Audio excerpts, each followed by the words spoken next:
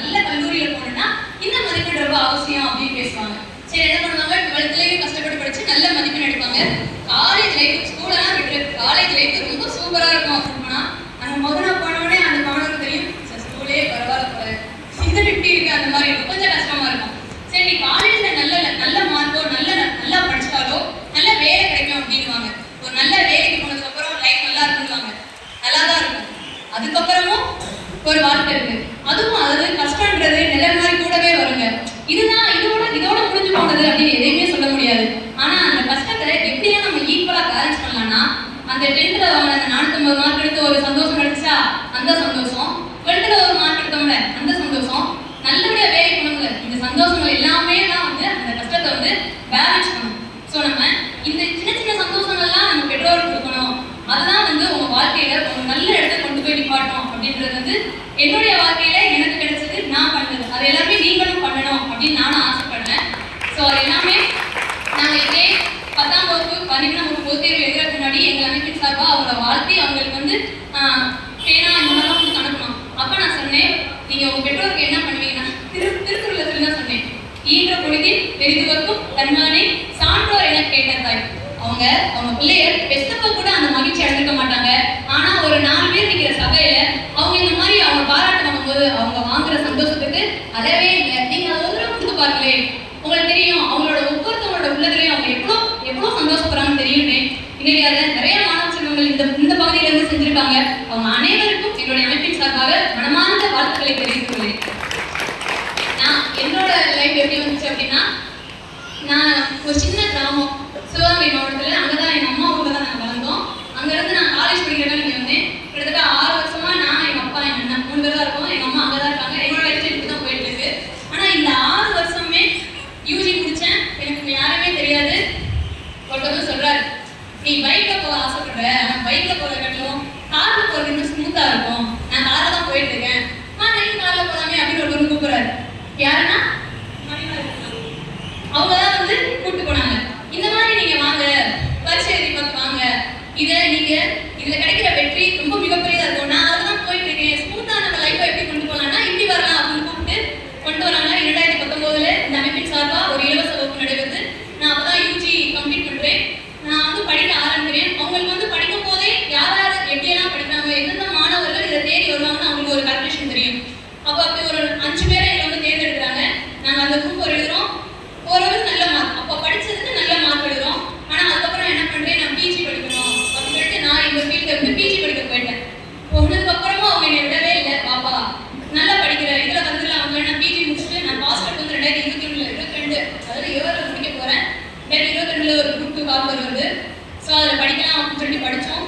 4 மாசம் தான் ஃபிலிம்ஸ்க்கு படித்தேன். அந்த 18 லட்சம் பேர்ல அந்த 60,000 பேர்ல நானும் ஒரு ஆளா இருந்தேன். திருப்பி வந்தோம். ரொம்ப லாங் பீரியட் ப்ராசஸ் வந்து ரொம்ப இழுத்துட்டே போச்சு.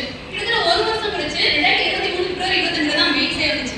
நாங்கள் படிக்க ஆரம்பிச்சோம். அந்த 6 பேரும் கன்சிஸ்டண்டா படிக்க ஆரம்பிச்சோம். ரொம்ப டீம் ஒர்க்கா நல்லா போவோம்.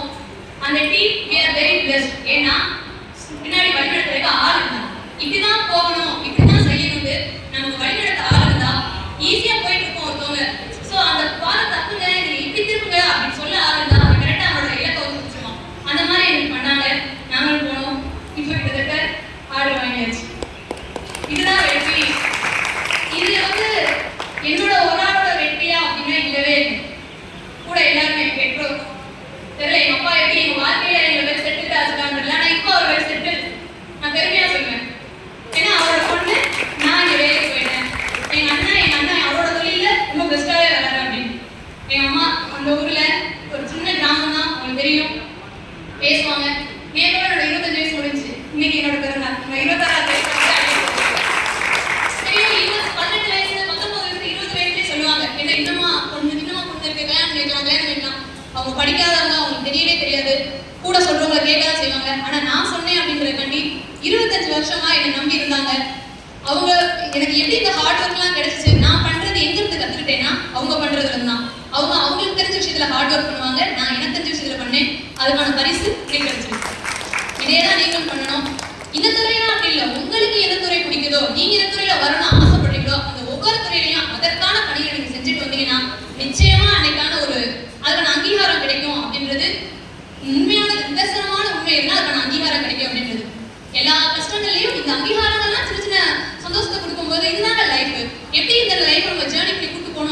இந்த டிராவல்ல எல்லாமே வரும், இன்பம் வரும், துன்பம் வரும். துன்பங்களை மறைக்கிறதுனா அப்பப்போ கிடைக்கிற அந்த இன்பங்கள் மட்டும்தான். அந்த இன்பங்களை எப்படியெல்லாம் அடையணுன்றது நம்ம கையில மட்டும்தான் இருக்கும். ஃபர்ஸ்ட் உங்களை நம்பணும், உங்க ட்ரீம் ரொம்ப பெருசா இருக்கும்.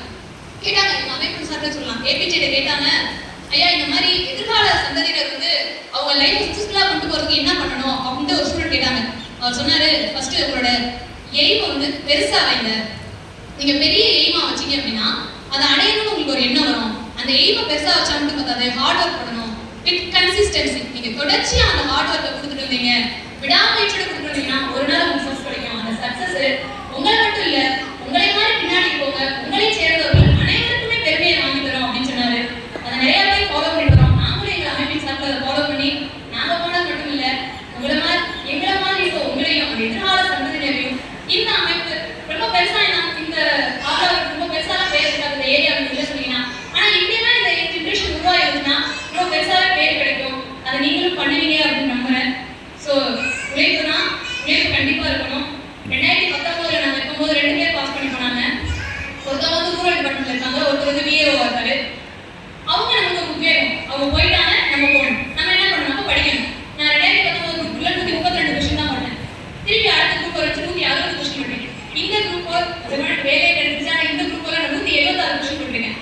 அதுதான் அந்த கன்சிஸ்டன்சி எப்படி இருக்குன்னா எப்படிலாம் போகுதுன்னு பாருங்க. நீங்க செய்யற ஹார்ட் வந்து பலன் கண்டிப்பா கிடைக்கும். அதை மட்டும் நம்பி உங்களோட தொழிலை சிறப்பா நீங்க செஞ்சுட்டு வரணும். உங்க எண்ணங்கள் பெருசா இருக்கணும். எண்ணங்கள் பெருசா இருந்தா மட்டும்தான் வாழ்க்கையில நீங்க உயர முடியும். நம்பிக்கை வச்சுக்கோங்க, அதாவது ஞாபகம் வச்சுக்கோங்க. குழுதான் முடியாதுன்னு நினைச்சா அது பட்டாம்பூச்சியா மாற முடியாது. முடியாதுன்னு நினைச்சா எதுவுமே இல்லை. முடியும்னு நினைச்சுக்கோங்க, கண்டிப்பா வாழ்க்கையில வெற்றி பெறலாம். மீண்டும் ஒரு முறை அப்படின்னு சொல்ற அந்த வார்த்தையை தான் வாழ்க்கையை தொடர்ந்துட்டே இருக்காங்க.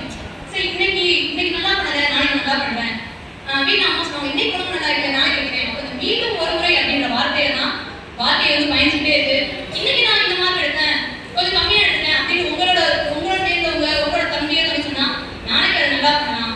ஸோ அந்த கான்ஃபிடன்ஸை உங்களுக்குள்ள வச்சுட்டு நீங்க அனைவரும் வாழ்க்கையில வெற்றி வரும்னு சொல்லி நானும் கடவுளை வேண்டிக்கிறேன்.